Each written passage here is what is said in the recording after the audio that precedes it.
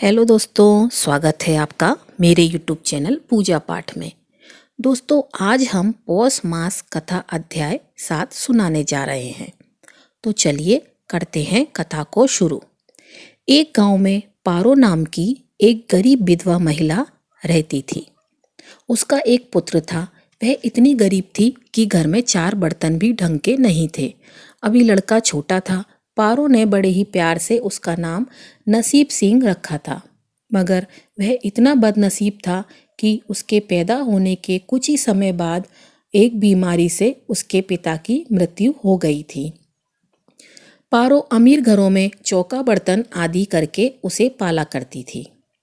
बड़ा ही विश्वास था कि नसीब सिंह बड़ा होकर उसके सारे संकट दूर कर देगा और उसका बुढ़ापा चैन से गुजरेगा। इसी विश्वास के साथ रात दिन मेहनत करके वह अपने बेटे को पाल रही थी। नसीब सिंह था तो छोटा, किंतु समझदार बहुत था। संयम और धीरज की उसमें कोई कमी नहीं थी। किसी भी बात को गहराई तक जाने की उसमें प्रबल इच्छा रहा करती थी। एक दिन उसने अपनी माँ से पूछा, माँ, हम इतने गरीब क्यों हैं? तुम घरों में बर्तन क्यों धोती हो? दुखी स्वर में पारो ने अपने बेटे से कहा, बेटा, यह तो ईश्वर की मर्जी है। मगर नसीब सिंह यह उत्तर पाकर संतुष्ट नहीं हुआ। वह बोला, ईश्वर की ऐसी मर्जी क्यों है? तुम तो भगवान में बड़ी आस्था रखती हो। भगवान शिव जी को जल चढ़ाती हो, उनका नाम जपती हो, फिर भी हम इतने गरीब क्यों हैं? पारो ने कहा, बेटा, यह तो ईश्वर जाने। नसीब सिंह ने कहा, अच्छा माँ, अगर ईश्वर ही जाने तो ठीक है, मैं ईश्वर से ही पूछूंगा कि हम इतने गरीब क्यों हैं। बताओ माँ, ईश्वर कहाँ मिलेगा? पारो तो वैसे ही परेशान थी, अतः उसकी बातों से ऊगता कर उसने कहा, बस जंगल में रहते हैं, लेकिन तुम वहाँ मत जाना। लेकिन नसीब सिंह ने दिल ही दिल में उसी क्षण इरादा बना लिया था कि वह ईश्वर को ढूंढेगा और पूछेगा कि आखिर हम इतने गरीब क्यों हैं। उसकी माँ घर में खाना बना रही है। माँ की नज़रों से बचकर चोरी छुपे वह घर से बाहर निकल गया और जंगल की तरफ चल पड़ा। जंगल घना और भयानक था। चलते चलते नसीब सिंह बुरी तरह थक गया, मगर भगवान की परीक्षाएं भी उसे दिखाई नहीं दी। अतः अब थक हार कर पत्थर की एक शिला पर बैठा और सोचने लगा कि भगवान तो यहाँ कहीं नहीं है। आखिर हमारी गरीबी दूर कैसे होगी? प्रिय भक्तों, अब देखिए, सहयोग से मृत्यु लोक का भ्रमण करते हुए शिव पार्वती जी उधर से निकले। उन्होंने बच्चे को वहां बैठे देखा तो उन्हें बड़ा ही अचरज हुआ। उन्होंने सोचा, यह अबोध बालक यह बीहड़ जंगल में बैठा क्या कर रहा है? तब भगवान शिव ने बालक से पूछा, हे बालक, तुम कौन हो? इस जंगल में बैठकर क्या कर रहे हो? उसने कहा, मैं ईश्वर को ढूंढ रहा हूँ। पार्वती जी चौंकते हुए बोली, मगर क्यों? ईश्वर से तुम्हें क्या काम है?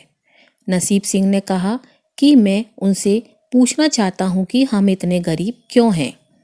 दूसरों की तरह हम पर भी भाग्य की कृपा क्यों नहीं हो रही है? नसीब सिंह ने निर्भयता से उत्तर दिया।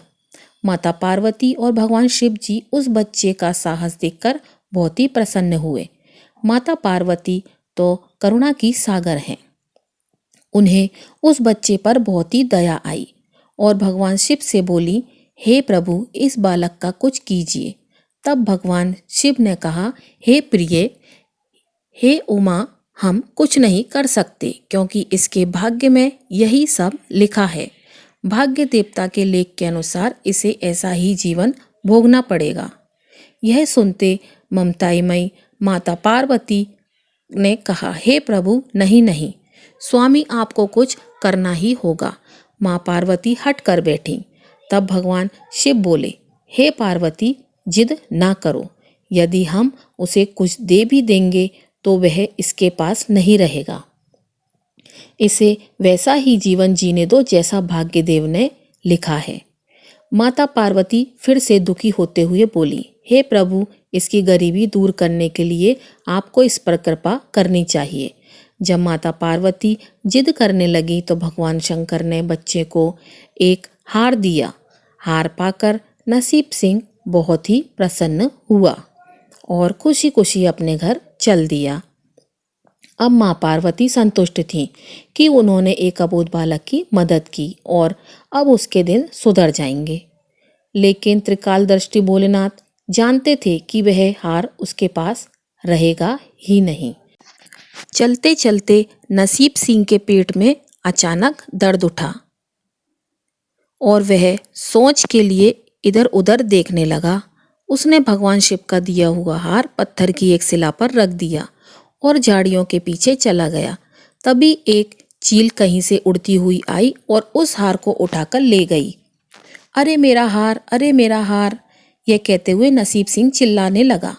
सब कुछ भूलकर लड़का चील के पीछे भागा, मगर कब तक वह चील के पीछे भागता, कैसे पकड़ता उसे। एक आध बार पत्थर उठाकर उसने चील को मारने की कोशिश की, किंतु चील अधिक ऊंचाई पर थी। कुछ ही पलों में चील उसकी नजरों से ओझल हो गई तो वह बड़ा दुखी हुआ और रोते रोते अपने घर चल दिया। घर पहुंचकर उसने माँ को सारी बात बता दी, मगर पारो को उसकी बात पर बिल्कुल भी विश्वास नहीं हुआ। कैसे, यह तो विश्वास करने लायक बात ही नहीं थी। उसकी बात सुनकर थोड़ी उदास अवश्य हो गई, लेकिन नसीब सिंह माँ की उदासी को देखकर हतोत्साहित नहीं हुआ। उसने मन ही मन निर्णय कर लिया कि वह कल फिर जाएगा और भगवान शिव पार्वती को अपनी विपदा सुनाएगा। उसका विश्वास था कि भगवान शिव उस धूर्त चील को अवश्य ही दंड देंगे। अब इधर भगवान शिव ने माता पार्वती से कहा, देखो उसके पास कल वाला हार नहीं रहा, उसे एक चील लेकर उड़ गई है और दूसरा हार पाने के लिए उस चील को दंड दिलाने की इच्छा से वह लड़का आज फिर आया है। पार्वती जी ने फिर भगवान शिव से कहा कि आप चाहे चील को दंड दें या ना दें, किंतु इस बालक की सहायता करके इसकी निर्धनता दूर करें। भगवान शिव ने पार्वती से कहा, हम कुछ नहीं कर सकते। यदि तुम जिद करती हो तो हम ब्रह्मा से कहते हैं, वही इस बालक की कुछ सहायता करेंगे। कहकर भगवान शिव ने ब्रह्मा जी को बुलाया और सारी बात बताकर आग्रह किया कि आप ही इसकी कुछ मदद करें। तब भगवान ब्रह्मा जी ने लड़के को हीरे की एक अंगूठी दे दी। लड़के ने अंगूठी जेब में रखी और खुशी खुशी अपने घर चल दिया। उसने सोच लिया था कि अब वह एक पल के लिए भी अंगूठी को अपने से अलग नहीं करेगा। अब चलते चलते अचानक उसे प्यास लग गई। वह सरोवर के किनारे पहुंचा और जैसे ही वह चुल्लू भर पानी पीने के लिए झुका, वैसे ही उसकी जेब से अंगूठी निकलकर पानी में जा गिरी और इससे पहले कि वह उठाता, एक मछली उसे निगल गई। नसीब सिंह फिर से रोते रोते घर आया और माँ को सारी बात बताई। माँ ने कहा, बेटा जब तक भाग्य नहीं है तब तक कोई भी चीज नहीं रुकेगी। माँ ने उसे दिलासा देते हुए कहा, जब भाग्य देवता खुश होंगे तो मिट्टी भी सोना बन जाएगी, मगर इस प्रकार किसी के देने से हमारी गरीबी दूर नहीं होगी। उसे समझाकर माँ ने अपने काम में लग गई, लेकिन नसीब सिंह फिर भी हार मानने वाला नहीं था। उसने मन ही मन सोच लिया था कि वह कल फिर से जाएगा। शिव जी माता पार्वती उसका यह साहस देखकर बहुत ही प्रसन्न हुए। शिव जी ने इस बार ब्रह्मा जी के पास जाकर कहा कि यह लड़का तो बहुत ही साहसी है, इसका कुछ उद्धार किया जाना चाहिए। तब ब्रह्मा जी ने सलाह दी कि हे प्रभु, हमें भगवान श्री हरि के पास जाना चाहिए, वही इसका कुछ हल बताएंगे। अतः वह लोग श्री हरि जी के पास पहुँचे। पूरी बात सुनाकर भगवान विष्णु ने नसीब सिंह को कुछ हीरे दिए। हीरे पाकर वह बहुत ही खुश हुआ। इस बार बिना रुके उसने सीधे अपने घर जाने का निश्चय किया, क्योंकि 2 बार उसकी चीजें खो चुकी हैं। वह घर पहुंचा, माँ घर पर नहीं थी। अतः नसीब सिंह ने हीरे एक लोटे में रखकर कोने में छिपा दिए और माँ को ढूंढने निकल पड़ा। वह मन ही मन सोचने लगा कि अब उसकी माँ को किसी के घर पे काम करने की कोई आवश्यकता नहीं है। अब तो वह अमीर बन गया है। उधर पीछे से चोर उसके घर में घुस गए और जो भी सामान हाथ लगा उसे लेकर भाग निकले। उस सामान में वह लोटा भी था जिसमें हीरे रखे थे। प्रिय भक्तों, जब वह माँ के साथ वापस आया तो देखा कि हीरे गायब थे। इतना ही नहीं, घर का दूसरा सामान भी गायब था। अब तो उसकी माँ को बड़ा ही क्रोध आया। बोली, क्यों मुझे नई नई कहानियां सुनाकर पागल बना रहे हो? सारा दिन आवारा की तरह इधर उधर भटकते रहते हो और शाम को पिटाई के डर से कोई ना कोई नई कहानी सुना देते हो। माँ की डांट सुनकर वह रोने लगा। यह तो केवल वही जानता था जो कुछ भी उसने बताया था वह सत्य था। डांट खाकर लड़के की हिम्मत और बढ़ गई। अगले दिन वह फिर से उसी स्थान पर पहुंचा। भगवान भोले शंकर सोचने लगे कि इस पर इतनी मुसीबतें पड़ी लेकिन इसने हिम्मत नहीं हारी। इससे वह बहुत ही प्रसन्न हुए और भाग्यदेवी के पास जाकर बोले, यह बालक बड़ा ही साहसी और हिम्मती है और बहुत ही धीरज वाला है। ऐसा व्यक्ति अभागा नहीं हो सकता। इसे कुछ दे दो। आज्ञा पाकर भाग्यदेवी ने नसीब सिंह को सोने का एक सिक्का दिया। सिक्का लेकर नसीब सिंह खुशी खुशी अपने घर चला आया।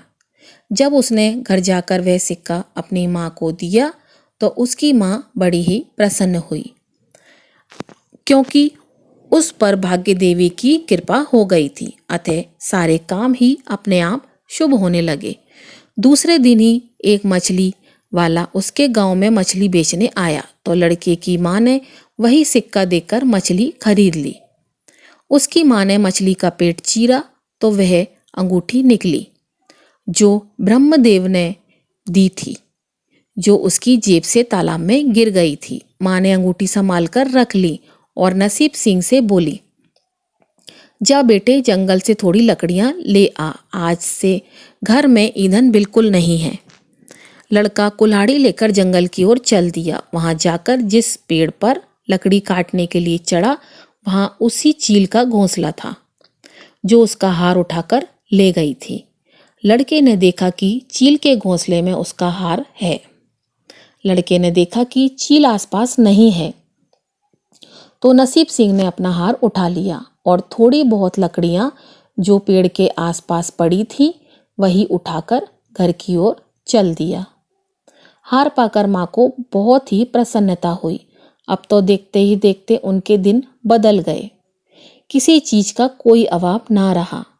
प्रिय भक्तों, फिर तो ईश्वर की ऐसी कृपा हुई कि जो चोर उसके घर से हीरे चुरा कर ले गए थे उन्हें स्वप्न में महादेव ने चेतावनी दी कि जो हीरे उस लड़के के घर से चुरा कर लाए थे वे तुरंत वापस कर दो वरना तुम्हारा सर्वनाश हो जाएगा।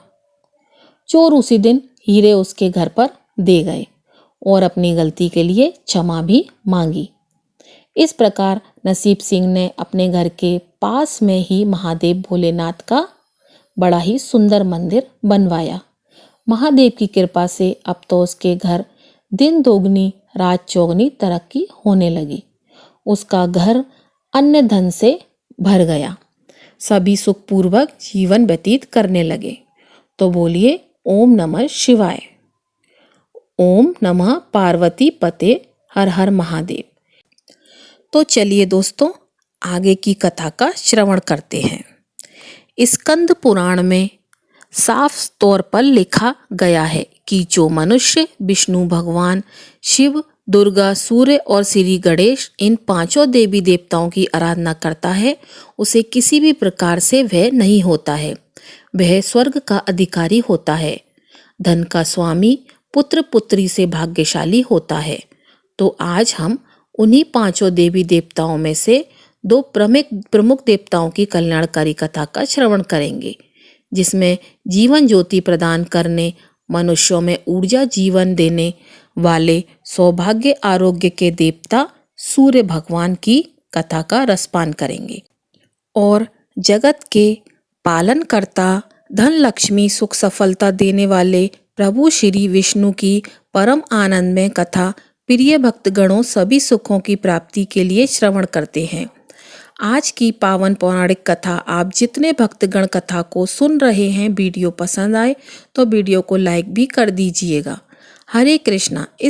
कथा इस प्रकार से है। प्राचीन काल की बात है। एक गांव में एक ब्राह्मण रहता था। वह सूर्य भगवान का बड़ा ही भक्त था। वह हर रोज सुबह सूर्य उदय से पहले उठकर नहाता था और सूर्य भगवान की कहानी कहता था, सुनता था, उन्हें अर्घ भी देता था। इन सब में उसे देर हो जाती थी और वह ज़्यादा काम भी नहीं कर पाता था, जिसके कारण उसे उसकी पत्नी बहुत ही डांटती थी एवं समाज वाले भी उसे निकम्मा कहते थे। एक दिन सभी चीज़ों से परेशान होकर वह ब्राह्मण बाजार से पूजन की सामग्री लेकर जंगल में चला गया। वहाँ एक सूखी नदी के किनारे एक सूखे पीपल का पेड़ था, जहाँ बैठकर वह ब्राह्मण सूर्य भगवान की कहानी पढ़ने लगा एवं उनकी पूजा करने लगा। और उस नदी में एक जगह थोड़ा सा जल था। उसमें से जल लेकर वह सूर्य भगवान को समर्पित करता है।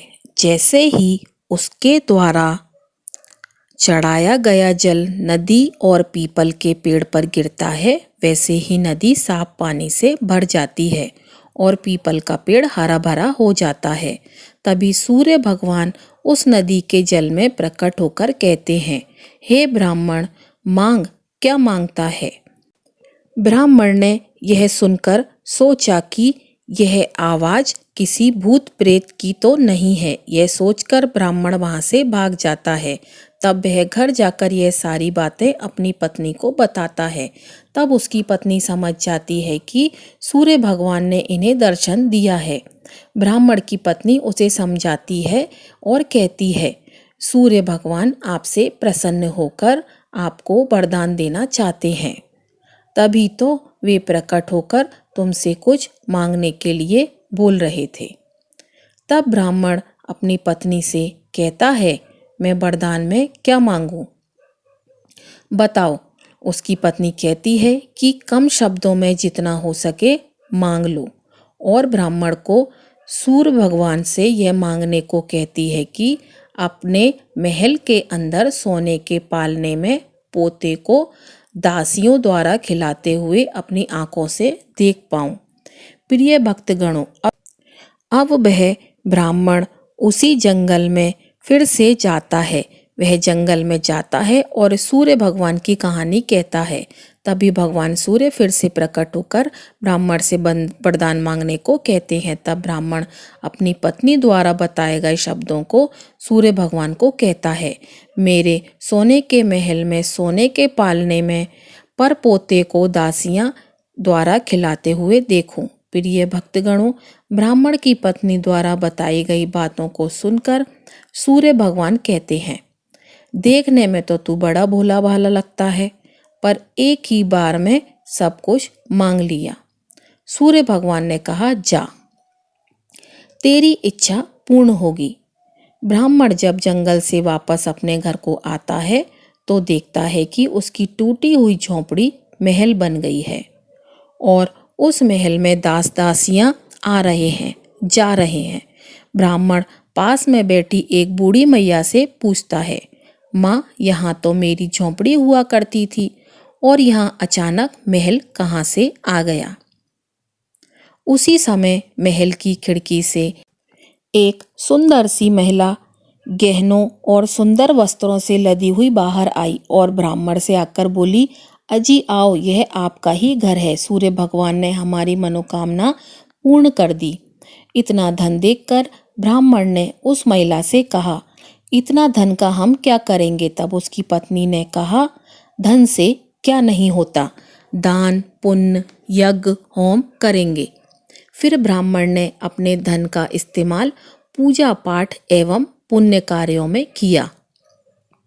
अब सभी गांव वाले राजा की जगह उस ब्राह्मण का गुणगान करने लगे। राजा ने यह सब सुनकर ब्राह्मण को बुलवाया और पूछा, कल तक तो आपको खाने के लिए खाना भी नहीं था, आज यह धन कहाँ से आ गया, कहाँ से चोरी की और कहाँ से डांका डाला।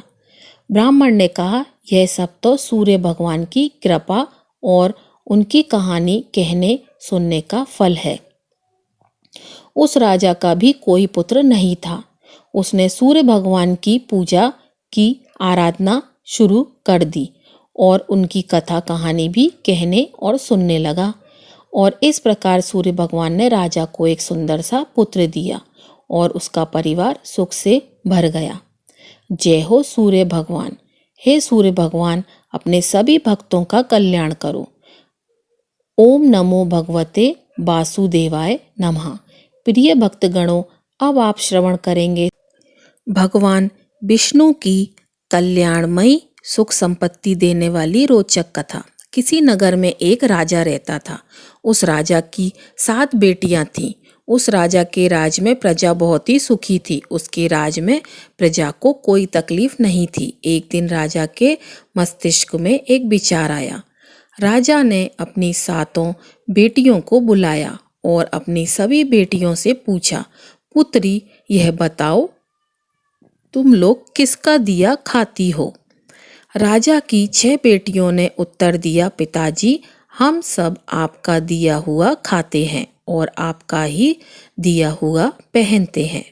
राजा की 7वीं बेटी, जो कि भगवान विष्णु की परम भक्त थी, जो कि सबसे छोटी थी, उसने अपने पिता से कहा, पिताजी, मैं तो भगवान का दिया हुआ खाती हूँ। यह सुनकर राजा अत्यधिक क्रोधित हो गया।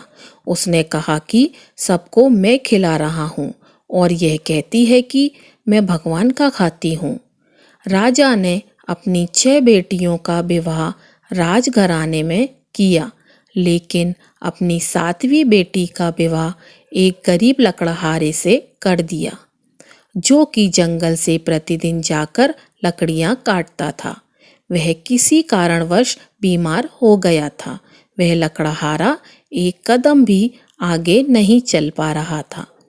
इतनी दयनीय स्थिति उस लकड़हारे की हो गई थी। ऐसे लकड़हारे से उस राजा ने अपनी छोटी बेटी का विवाह कर दिया। राजा ने अपनी छोटी बेटी से कहा कि तूने तो बोला था कि मैं भगवान का दिया हुआ खाती हूँ, तो अब तू उन्हीं का दिया हुआ खा। वह लड़की भगवान विष्णु की परम भक्त थी। भगवान की इच्छा समझकर खुशी खुशी उसी गरीब लकड़हारे के साथ रहने लगी। वह राजा की पुत्री राजकुमारी प्रतिदिन जंगल से लकड़ियां काटकर बाजार में बेच दिया करती थी और उनसे जो पैसे मिलते थे, उन पैसों से अपने पति के लिए दवाइयाँ, खाने के लिए सामान और भगवान की पूजा के लिए पूजन सामग्री और कुछ दान के लिए बचाया करती थी। लकड़हारे की पत्नी ने उसी जंगल में एक कुटिया बना ली थी तथा उस कुटिया में दोनों रहने लगे थे। लकड़हारे की पत्नी बहुत ही दयावान थी। वह नित्य प्रति भगवान विष्णु का पूजन अर्चन किया करती थी और उसके साथ ही भगवान शिव का भी पूजन किया करती थी। उसी कुटिया के बगल में एक नाग का जोड़ा रहा करता था। लकड़हारे की पत्नी सुबह एक कटोरे में दूध लेकर नाग के बिल के पास रख देती थी। वह नाग प्रतिदिन दूध पीता था। प्रिय भक्तगणों, कहते हैं कि जो भी भक्तगण भगवान शिव की पूजा करता है और भगवान विष्णु की निंदा करता है, उसे किसी भी प्रकार का सुख प्राप्त नहीं होता। और जो भक्त भगवान विष्णु की पूजा करता है और भगवान शिव की निंदा करता है, तो उसे भी किसी भी प्रकार का सुख नहीं मिलता, उल्टा उसे दुख भोगना पड़ता है। शिव और विष्णु एक दूसरे के पूरक हैं। इस बात को वह कन्या बहुत ही अच्छी तरह से जानती थी। तो प्रिय भक्तगणों, वह नाग कोई मामूली नाग नहीं था, बल्कि भगवान शिव स्वरूपी इच्छाधारी नाग था। एक दिन उस नाग ने सोचा कि यह कन्या बहुत ही दयालु है तथा गरीब भी है, क्यों ना इसकी मदद की जाए। एक दिन भगवान की प्रेरणा से उस नाग ने लकड़हारे की पत्नी के स्वप्न में आकर कहा कि हे पुत्री, जिस स्थान पर तुम दूध का कटोरा रखती हो वहां पर तुम गड्ढा खोदना। तुम्हें बहुत सारी अथाह संपत्ति मिलेगी। उस संपत्ति से तुम सबका भला करना, किंतु एक बात का ध्यान रखना, कोई भी व्यक्ति तुम्हारे द्वार से भूखा ना जाए। लकड़हारे की पत्नी सुबह उठी और जिस स्थान पर नाग का जोड़ा रहता था उसके कुछ ही दूर पर उसने खोदना आरंभ कर दिया। उसकी पूरी तकदीर ही बदल गई। उसे इतना ज़्यादा धन मिला, इतना ज़्यादा सोना मिल गया कि उस धन से उसने एक महल बनवा लिया। उसने पूरा एक नगर ही बसा लिया। वह प्रतिदिन भूखों को भोजन कराती थी। उसका पति भी अब पूरी तरह स्वस्थ हो चुका था। एक दिन लकड़हारे की पत्नी सबको भोजन करवा रही थी। तब उसने देखा कि पंक्ति में सबसे पीछे उसका पिता था तथा उसकी 6 बहनें लगी हुई थीं। उसने सबको पहचान लिया और अपने पिता से पूछने लगी, पिताजी आपकी ऐसी हालत कैसे हो गई? उसके पिता ने कहा, पुत्री मेरा सारा राजपाट छिन गया। तेरी इन 6 बहनों के पतियों ने धक्के मारकर अपने राज्य से बाहर निकाल दिया। अब हम सबकी यह दशा हो गई है कि हमें भिक्षा मांगना पड़ रही है और उसी लिए हम तुम्हारे दरवाजे पर पंक्ति में खड़े हैं। प्रिय भक्तगणों, उन सब की ऐसी परिस्थिति देखकर लकड़हारे की पत्नी ने अपने पिता, अपनी 6 बहनों की मदद की। तब उसने अपने पिता से कहा, देखा पिताजी, मैंने कहा था ना, हम सब भगवान का दिया हुआ खाते हैं। हम सब इस जगत के पालनकर्ता भगवान विष्णु के आश्रय पर ही उनकी कृपा से उनका दिया हुआ खाते हैं। उसके पिता ने कहा, हाँ पुत्री, तुमने सही कहा था। अब मुझे भी विश्वास हो गया है कि हम सब भगवान का दिया हुआ ही खाते हैं। एक बार प्रेम से बोलिए, जय श्री विष्णु। ओम नमः शिवाय। अगर वीडियो अच्छी लगी हो तो वीडियो को लाइक ज़रूर कीजिएगा और चैनल को सब्सक्राइब कीजिएगा। आपका दिन शुभ हो।